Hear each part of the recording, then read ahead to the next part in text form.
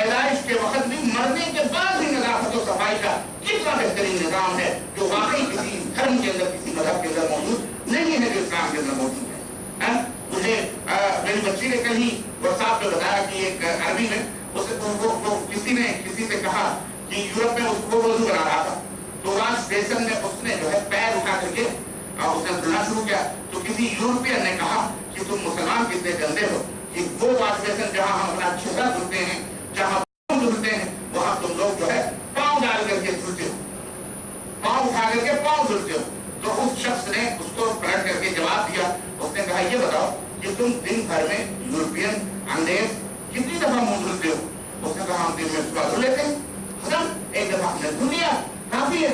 कहा हाँ तुम एक दफा धुलते हो, और ये पाँव हम जानते हो 5 दफा धुलते हैं दिन भर। कितनी दफा?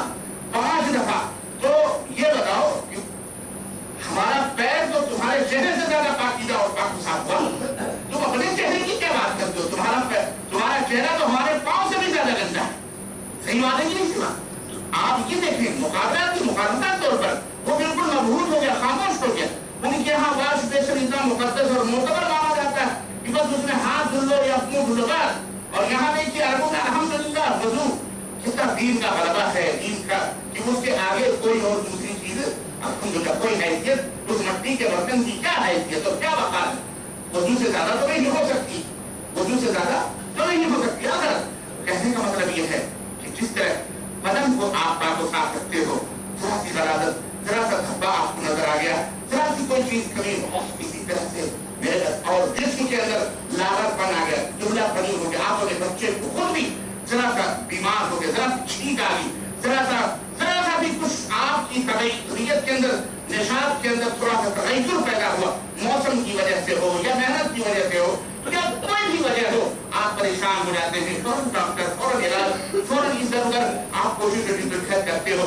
मेरे अजीजों, मेरे मुसलमान भाइयों, मेरे दोस्तों, और उसके लिए बाकायदे इस्लाम ने आपको इजाजत दी है कि दवा करवाओ, इलाज करवाओ, अच्छे खाने, अच्छी ग़िज़ाएं अल्लाह तबारक तआला ने आपके लिए मुहैया फरमाई हैं। एक से एक ग़िज़ाएं हैं, एक से गरीब भी, अमीर से अमीर तरीन शख्स भी उन ग़िज़ाओं से फायदा उठा सकता है। और अल्लाह तबारक तआला ने हर चीज, सूरज भी, चांद भी, जमीन भी, हर चीज किस तरह से अल्लाह जअल लकुमुल अर्ज़ फ़िराशन वस्समाअ बिनाअन वअंज़ला मिनस समाइ माअन फ़अख़रज बिही मिनस समराति रिज़्क़न लकुम, कि किस तरह से अल्लाह तबारक तआला ने तुम्हारे लिए जमीन का नर्म बिछौना बिछाया है।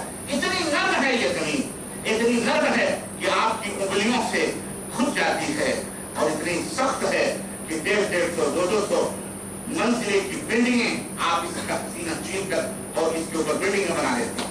बनाते हैं देखो, हैरत बैठी है दुबई के अंदर आकर के देख इतनी बिल्डिंग, अल्लाह अकबर, ये खलीफा टावर है, ये फलाना टावर है, ये मरीन दुबई, ये क्या अल्लाह रब्बुल इज्जत ने मुसलमानों को क्या दौलत अता फरमाई, क्या अल्लाह रब्बुल इज्जत ने इस दौलत की वजह से बहुत कुछ अता फरमाया। बहरहाल ठीक है, उसके अंदर बहुत सारी चीजें हैं, लेकिन कहने का मतलब ये है कि ये नेमतें अल्लाह रब्बुल इज्जत ने जो आपको अता फरमाई हैं, इसके बारे में सवाल भी किया जाएगा।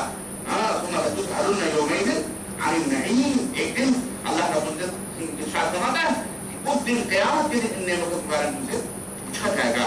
आपको पता है कि अल्लाह के रसूल सल्लल्लाहु अलैहि वसल्लम ने किस तरह से इस दीन को, इस इस्लाम को हम तक पहुंचाया। ये दबा के आता है कि दोपहर का वक्त बिल्कुल तेज धूप, अल्लाह के नबी सल्लल्लाहु अलैहि वसल्लम अपने घर से बाहर निकले, गली में पहुंचे तो दूसरे नक्कड़ पर हज़रत सैयदना अबू बकर सिद्दीक़ रज़ियल्लाहु तआला अन्हु से मुलाकात हो गई यार गार से। कहने लगे अबू बकर क्या बात है, दोपहर को मल्लज़ी अख़रजका फ़ी हाज़ल वक़्त, ऐसे दोपहर में, ऐसे टाइम में किस चीज़ ने तुम्हें बाहर निकाला? क़ाल अर्जू या रसूलल्लाह, कहने लगे अल्लाह के नबी, धूप की वजह से, धूप की शिद्दत की वजह से अल्लाह के कसम घर में बेकरारी रही तो मैं बाहर निकल गया धूप की वजह से। फिर उन्होंने वो पूछा कि अल्लाह के नबी आप क्यों निकले, आप क्यों बाहर निकले? अल्लाह के रसूल सल्लल्लाहु अलैहि वसल्लम ने कहा कि अबू बकर, जिस चीज ने तुम्हें तुम्हारे घर से बाहर निकाला उसी चीज ने मुझे। चलो चलते हैं, आगे बढ़े तो देखा कि किसी मोड़ पर सैयदना उमर बिन खत्ताब रज़ियल्लाहु तआला अन्हु खड़े हुए हैं। ये सब इत्तेफाक की बातें थी। अल्लाह अकबर, تو وہاں پہنچے کہنے لگے ابو عمر تم کو کس چیز سے گھر سے باہر کیوں نکلے؟ کہنے لگے بھوک کی وجہ سے گھر میں کھانے پینے کے لیے کچھ بھی نہیں ہے، اس کو گھر میں کہا کہنے لگے اچھا چھوڑو چلتے ہیں مدینے سے تھوڑی دور، مدینے کے باہر کی طرف سلام کے گھر چلتے ہیں. دیکھیں چاہت بھی اللہ کے نبی صلی اللہ علیہ وسلم کو کہاں لے جاتی ہے. بڑے بڑے صحابہ تھے بڑے بڑے، لیکن دیکھیں یہاں بھی ایک نقطے کی بات سمجھنے کی ہے. ہاں یہ نقطے کی بات، دولتوں سے آدمی مالوں سے کسی کا دل نہیں جیت سکتا ہے. اخلاق محبت ایک ایسی چیز ہے کہ غریب مسکین بھی اگر سوکھی روٹی پیار سے آپ کی خدمت پیش کر دے، اللہ کی قسم آپ جب بھی یاد کریں گے اسی کے پاس جائیں گے. جب یار اسی کے بعد بلا کفن بغیر نہیں کر سکتے. تو اخلاق ایک ایسی دولت ہے میرے عزیزو. بہت سارے صحابہ تھے لیکن آقا نامدار حضرت محمد رسول اللہ صلی اللہ علیہ وسلم اپنے ساتھیوں کو لے کر کے اس صحابی کے پاس گئے جیسے کہ فلاں کے پاس چلتے ہیں انشاءاللہ وہاں جا کر وہاں کچھ نہ کچھ مل جائے گا. ہر ایک کے پاس نہیں گئے. اللہ کے نبی جانتے اور ان کی بھی قسمت کا کیا کہنا کہ نظر انتخاب بھی پڑی تو کس پر پڑی؟ اللہ اکبر. کس پہ پڑی؟ وہ بھی اپنے آپ کو وہاں پہنچے دروازے پہ اور کہا فلاں، تو ان کی بیگم وہاں لکڑیاں اکڑیاں جمع کر رہی تھی. انہوں نے کہا اللہ کے نبی آ گئے بڑے خوش، 4 روپے بچھا دی. اللہ کے نبی فلاں کہاں گئے؟ کہنے کہ اللہ کے نبی وہ پانی لینے کے لیے گئے ہیں اور ابھی واپس آئیں گے، آپ تشریف رکھیں آپ تشریف رکھیں. اور بھی بڑی خوش ہوگی مجھے. اللہ اکبر. اللہ کے رسول صلی اللہ علیہ وسلم گئے تھے، صحابہ کرام سیدنا ابوبکر صدیق اور سیدنا عمر فاروق اعظم رضی اللہ تعالی عنہ بیٹھے. اتنے میں صحابی رسول بھی لدے پڑے آگے پانی لے کر کے دیکھا مرحبا یا رسول اللہ، اور فوری طور پر کھجور کے اوپر چڑھ کر کے بالکل رطب کھجوریں تھی پک رہی تھی. ابھی گرمی کے موسم میں کھجوریں پکتی ہے، وہ اللہ کو قدرت نے یہ نعمت دی ہے جناب علی. ان کے پھل کا موسم آتا ہے سخت گرمی پڑتی ہے. ہائی میں تو ٹمپریچر جبکہ ہمیشہ 32 یا 30 جو ہے 30 کے نیچے رہتا ہے، لیکن جب کھجوریں پکتی ہیں اللہ کی قسم 40 42 43 45 اور دبئی کا تو خیر ٹمپریچر پتہ ہی نہیں. آپ لوگ زیادہ دنیا کے ٹمپریچر کتنے ہائی اور کتنے وہ ہوتے ہیں وغیرہ. تو اللہ کے رسول صلی اللہ علیہ وسلم کو دیکھا رطب کھجوریں تھی بالکل پک رہی تھی، ابھی گدرائی ہوئی. پہنچا پورا خوشہ جو ہے کاٹ کر کے لا کر کے دھل کے اللہ کے نبی کے سامنے کر اللہ کے نبی کھائیے، اور پانی ٹھنڈا لا کر کے رکھا اور فوراً باڑے میں گئے اور بکری نکالیے اور نکال کے فوراً چھری پھیر دی دبا کے اور کہا میں فلان لو پکاؤ کھانا. ہمارے نبی صلی اللہ علیہ وسلم یہ محبت ہے. آپ کی جذبہ دیکھیں صحابہ کرام کس قدر اللہ کے نبی صلی اللہ علیہ وسلم نے کھائی کھجوریں کھانی، پانی پیے، کھانا کھایا آپ صلی اللہ علیہ وسلم نے. اور پھر آپ نے فرمایا ابو بکر عمر ثم لتسألن یومئذ عن النعیم، ایک دن ان نعمتوں کے بارے میں یہ جو نعمتیں آپ کھا رہے ہیں قسم قسم کی، اسی لیے اللہ کے رسول صلی اللہ علیہ وسلم کو دیکھیے کھجوروں کی چٹائیوں پہ سو جایا کرتے تھے. کیوں؟ جتنا کھاؤ گے. اب آپ کہو گے اللہ کے نبی سے کیا حساب و کتاب ہوگا؟ اللہ کے نبی تو واقعی بخشا ہے، لیکن اس کے باوجود بھی اللہ کے نبی صلی اللہ علیہ وسلم کس قدر یعنی انسانیت کا اور اپنے صحابہ کا اور کس قدر اللہ سے ڈرتے تھے اور کتنا خوف تھا کہ آج ہمیں وہ خوف نہیں ہے نہ وہ ڈر ہے. ہم تو کھاتے ہیں اللہ بدلتے اپنی صحت اپنی پتہ نہیں کیا کیا کر رہی تھی اپنے بال بچوں کو، اور آدھا کھاتے ہیں آدھا پھینکتے ہیں. آپ نے اس کا حساب نہیں ہوگا، اس کا حساب ہوگا. اس لیے اللہ کے نبی صلی اللہ علیہ وسلم کم کھاتے تھے، کم سوتے تھے، کم استعمال کرتے تاکہ یہ خوف تھا کہ کہیں اللہ خدا تعالیٰ سوال نہ کر لے. تو ہمیں بھی اس خطبے پر اور اس کی اور بھی مثالیں بہرحال موجود ہیں، لیکن میرے کہنے کا مطلب یہ ہے کہ ہمارے جسم کے لیے کس طرح سے ہم اپنے جسموں کا خیال کرتے ہیں کہ ذرا سا کہیں کچھ کھجلاہٹ بھی ہوگی تو فوراً دوا اور علاج کے بارے میں پڑھتے ہیں. اے ایمان والوں، اے مسلمانوں، کیا آپ نے اپنے ایمان کے لیے اپنے دل کے لیے اپنی روح کے لیے جسے اوپر جانا ہے، جسے اللہ تک پہنچنا ہے، جسے سجین یا علیین جو بھی جگہ ملے گی، اس کے لیے بھی آپ نے اس طرح کا اہتمام کیا؟ کیا یہ روح بیدار نہیں ہوتی ہے؟ کیا یہ روح بیمار نہیں ہوتی؟ کیا یہ روح کے لیے خدا نہیں ہے؟ یاد رکھو یہ بہت بڑی بھول ہے اور شیطان نے ہمیں اس بھول میں رکھا ہوا ہے کہ ہم جسمانی طور پر ہر اعتبار سے خود کو بھی اور اپنی آل اولاد اپنے بیوی بچوں کو فٹ رکھنا چاہتے ہیں، لیکن روحانی طور پر جو روح کی غذا ہے ہم اس کا بندوبست نہیں کرتے، ہم اس کا خیال نہیں کرتے، ہم اس کا اہتمام نہیں کرتے. سیدنا امام حسن بصری رحمۃ اللہ علیہ فرماتے ہیں کہ دنیا کے اندر اپنے ایمان کی فکر صرف ایک شخص نہیں کرتا، بلکہ جس کے دل کے اندر بھی ذرہ کے برابر اگر وہ مومن ہوتا، پکا مومن جو ہوتا ہے وہ اپنے ایمان کی فکر ہمیشہ کرتا ہے، لیکن صرف ایک شخص جو منافق ہوتا ہے وہ اپنے ایمان کی کبھی فکر نہیں کرتا۔ وہ یہ سوچتا ہے کہ ہم نے کلمہ پڑھ لیا، بات ختم، آپ جو کچھ بھی کرتے پھریں ہمارا ایمان برابر ہے، ہمیں کچھ نہیں ہوگا۔ یہ شیطان کی بہت بڑی بھول ہے۔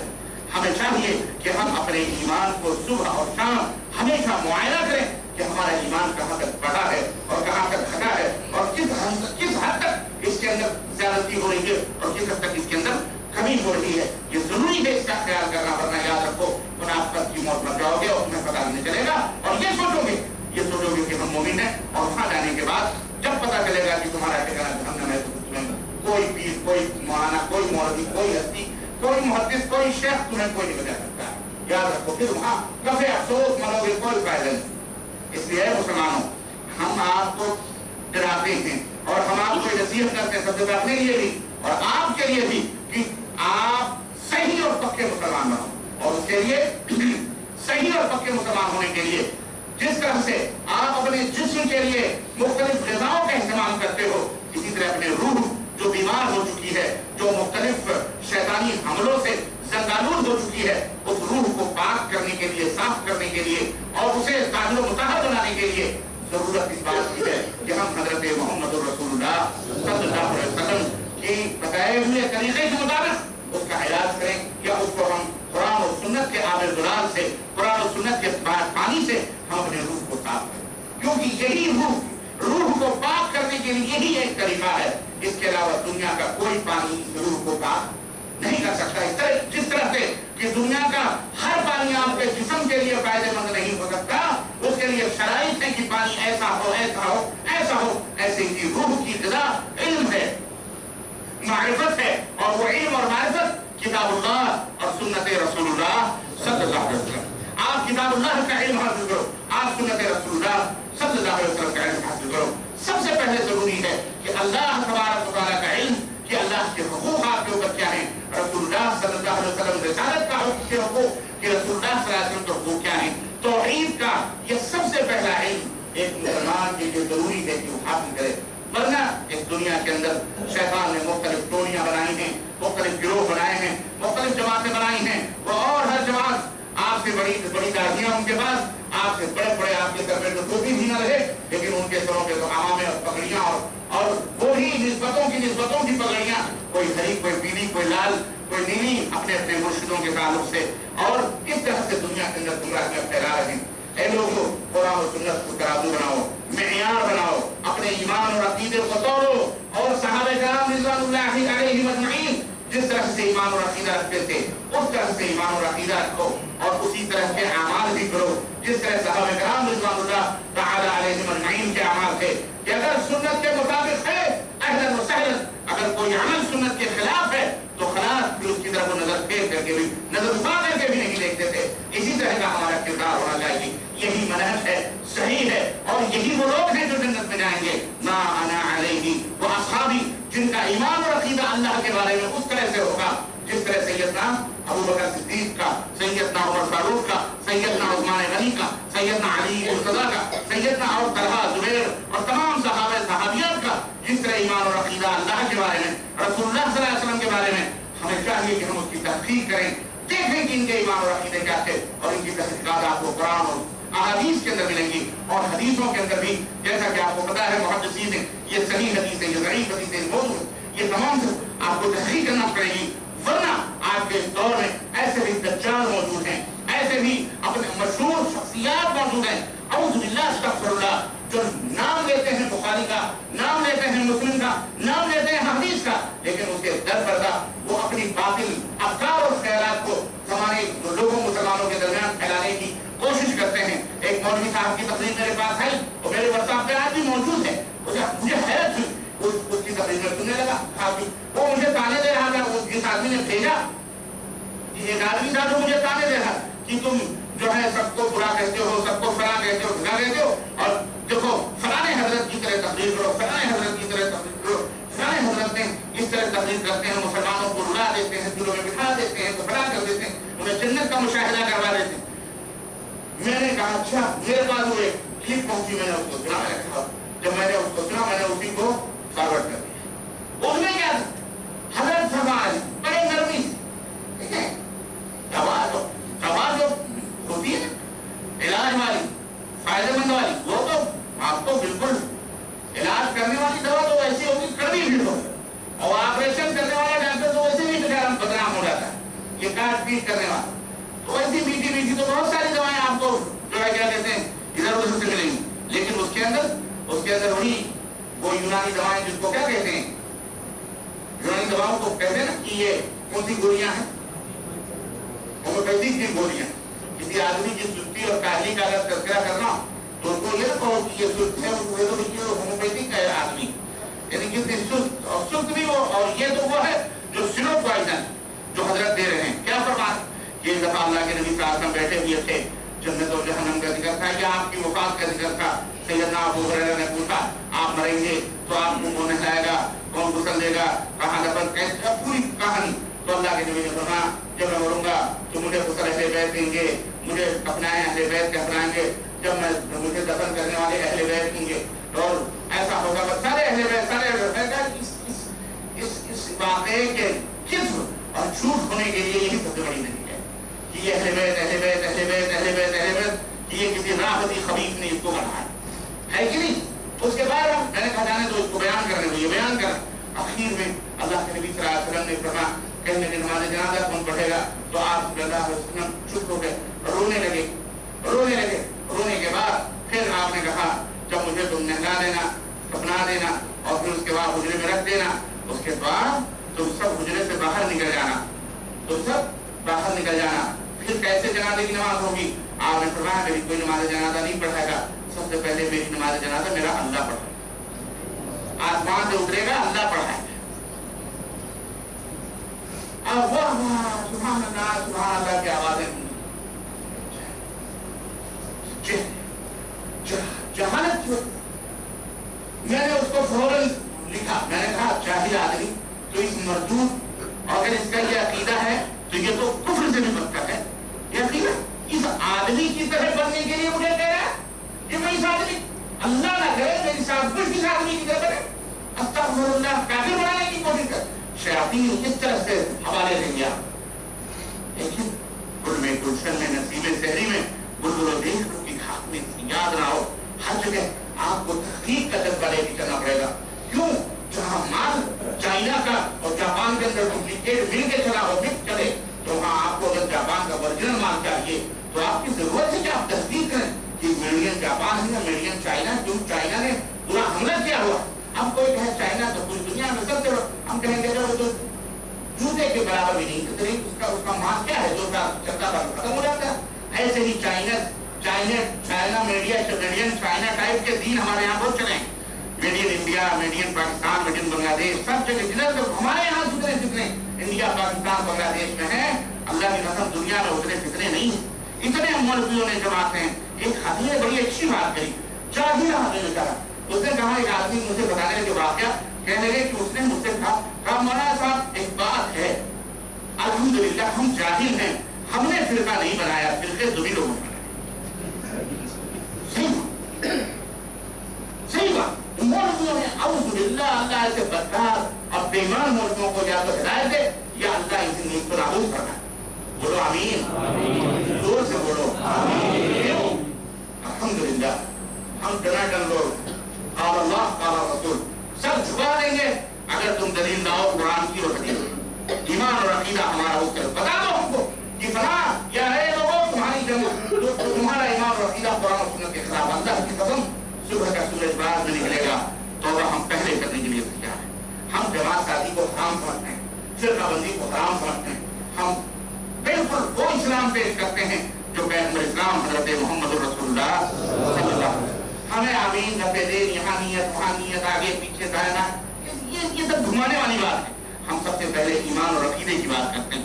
ہم یہ کہتے ہیں کہ تمہارا ایمان اور عقیدہ صحیح ہونا چاہیے، درست ہونا چاہیے، تو کم از کم جنت کے اندر تو انٹری لینے کے لیے ہو جائے تمہارے پاس، ہے نا؟ بعد میں عمل کا سلسلہ بعد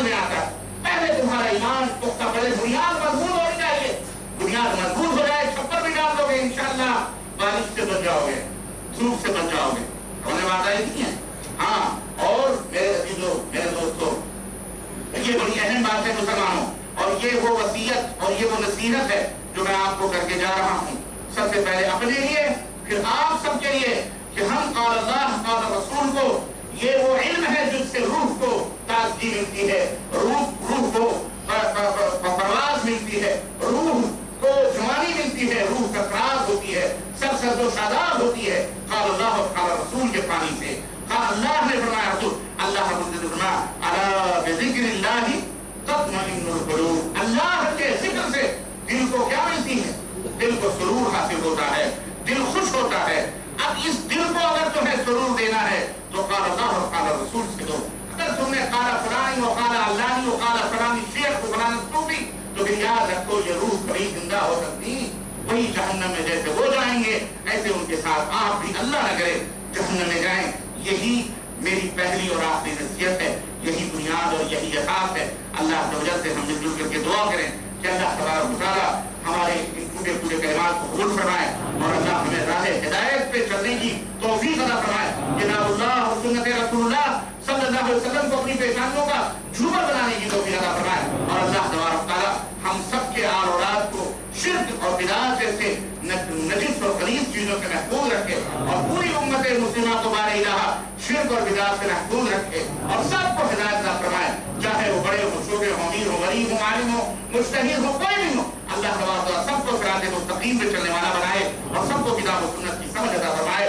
اللہ رب العزت ہم میں جو بیمار ہیں شفا عطا فرمائے، جو بے روزگار ہیں انہیں روزیوں سے جوڑ دے مولا، اور اللہ تبارک و تعالیٰ جو ضرورت مند ہیں ان کی جائز ضرورتوں کو پوری فرمائے، قرضدار ہیں اللہ تعالیٰ ان کے قرضوں کو پورا فرمائے، اور اللہ تبارک و تعالیٰ ہم سب کو جنت الفردوس میں جگہ عطا فرمائے. ہمارے ماں باپ کی گردنوں کو جہنم سے آزاد فرمائے، ہمارے آل اولاد کو جہنم سے آزاد فرمائے، ہمارے اعزاء اقارب دوست احباب اور جتنے بھی بیوی بچے جتنے بھی ہیں اللہ تبارک و تعالیٰ سب کو جہنم سے آزاد اللہ رب العزت آزادی عطا فرمائے، اور جنت الفردوس میں جگہ عطا فرمائے.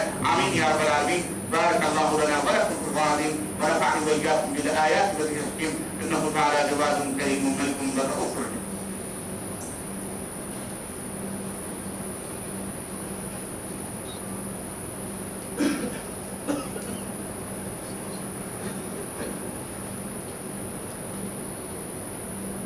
إن الحمد لله نحمده ونستعينه ونستغفره ونؤمن به ونتوكل عليه، ونعوذ بالله من شرور أنفسنا ومن سيئات أعمالنا، من يهده الله فلا مضل له ومن يضلل فلا هادي له، واشهد ان لا اله الا الله واشهد ان محمدا عبده ورسوله. اما بعد، بسم الله الرحمن الرحيم. ان الله وملائكته يصلون على النبي يا ايها الذين امنوا صلوا عليه وسلموا تسليما. اللهم صل على محمد وعلى ال محمد كما صليت على ابراهيم وعلى ال ابراهيم انك حميد مجيد. اللهم بارك على محمد وعلى ال محمد كما باركت على ابراهيم وعلى ال ابراهيم انك حميد مجيد. عباد الله رحمكم الله، ان الله يامر بالعدل والاحسان وايتاء ذي القربى وينهى عن الفحشاء والمنكر والبغي ويعظكم لعلكم تذكرون، واذكروا الله تعالى اعلى واولى واجل واتم محمد الله يعلم ما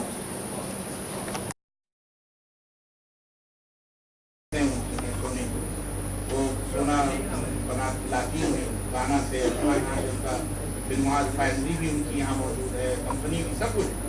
تو الحمدللہ تقریباً مسلمان اس کے اندر ان کا مین مقصد یہی ہے کہ مطلب کم سے کم جو بیچارے غریب، کم سے زیادہ پیسے والے بھی نہ، کم سے کم پیسے والے بھی اگر اس کے اندر انویسٹمنٹ کرتے ہیں تو ان کا یہ ہے کہ جو نفع ہوتا ہے سالہ ہر مہینے کا بینک میں 40% ان کو، 60% کمپنی کو، وہ کمپنی لیتی ہے اور 40% تو اس طرح سے مطلب ان کا ہے.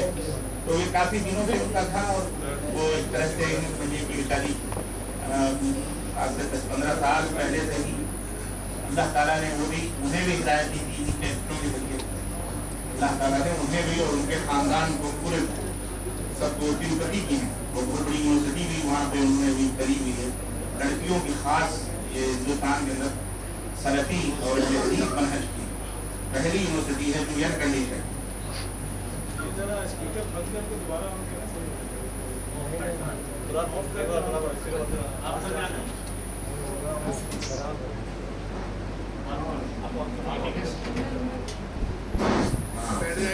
تو پہلی یہ لڑکیوں کی یونیورسٹی ہے جو انہوں نے لانچ کیا، اور ایک دوسری اور یونیورسٹی انہوں نے خرید لی ہے جو صرف لڑکیوں کے لیے یعنی ٹیکنالوجی انجینئرنگ کالج جو ہے وہ انہوں نے لے لی اور اس کو بھی بہت جلد مطلب اوپننگ ہونے والی ہے جس میں صرف خواتین تعلیم حاصل کرتی. یہ بھی حیدرآباد آندھرا پردیش تروپتی کی ان کی یہاں پہ آتے تو یونیورسٹی کہاں پہ ہے؟ کس جگہ یونیورسٹی انڈیا میں؟ وہ تروپتی کے اندر چنئی میں آندھرا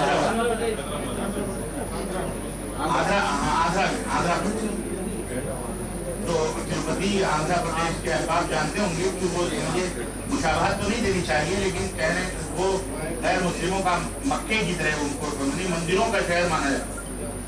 اتنا مقدس کہ وہاں زمین بھی اس طرح مکے میں اگر آپ خریدنا چاہیں تو انچوں میں ملے گی دیوان میں. اور الحمدللہ انہوں نے کام کیا تو وہ سلفی ایک تو سب سے بڑی چیز ہے اپنی سلفی ہیں اور انہوں نے صرف لکھا ہوا ہے کہ اس کے اندر صرف مسلمان ہی شہید ہوتے ہیں مسلمان ہی.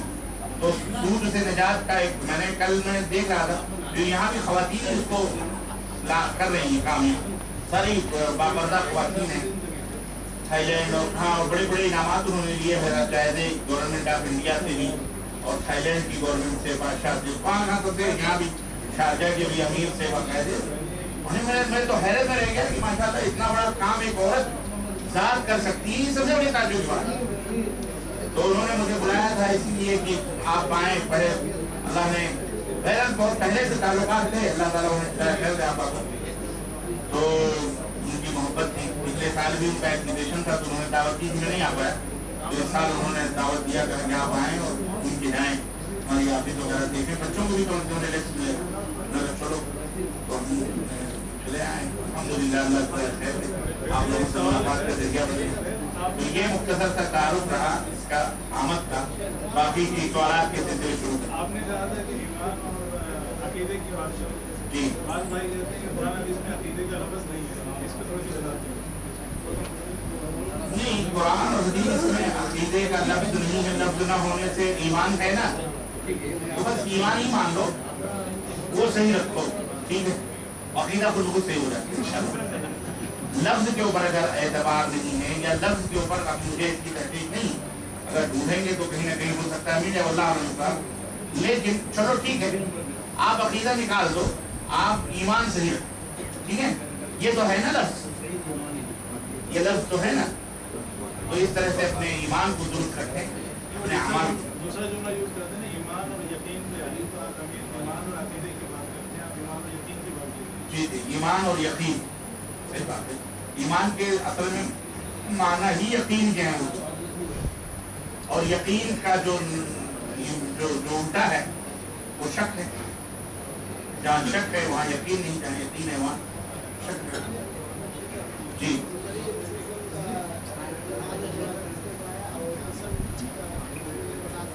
بھائی سوال کرتے ہیں کہ نبی صلی اللہ علیہ وسلم کی نماز جنازہ کتنے پڑھائی اور غسل کتنے کی. میں سمجھتا ہوں اگر آپ لوگ بیٹھے ہیں تو میں بھی کھڑا ہوں.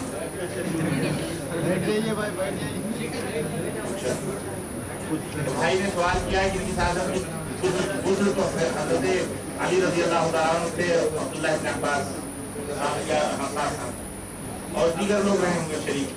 لیکن نماز جنازہ کے لیے اللہ کے رسول صلی اللہ علیہ وسلم کی کسی نے امامت نہیں کری بلکہ نماز جنازہ کے لیے یہ تھا کہ حجرہ ہی چھوٹا تھا تو 10 آدمی حاضر جاتے تھے اور پڑھ کر کے واپس آ جاتے. کوئی امامت نہیں کرتا یہ طریقہ. اور یہ صحابہ کرام نے آپس میں ظاہر ہے کہ مشترکہ طور پر طے کیا تھا اور اس طرح سے وہ پڑھا رہے تھے. جی اور کوئی سوال؟ جی ہاں انشاءاللہ اس کی نجات ہو سکتی ہے کیونکہ شرک خفی سے وہی عمل واجب ہوتا ہے جس عمل میں وہ شرک پایا جاتا ہے. پورا ایمان برباد نہیں ہوتا. ایک بات یاد ہے کہ شرک اکبر شرک جلی جس کو کہتے ہیں اور ایک شرک اصغر جس کو شرک خفی کہتے ہیں. جیسے غیر اللہ کی قسم کھا لینا ہے نا یہ شرک خفی ہے شرک اصغر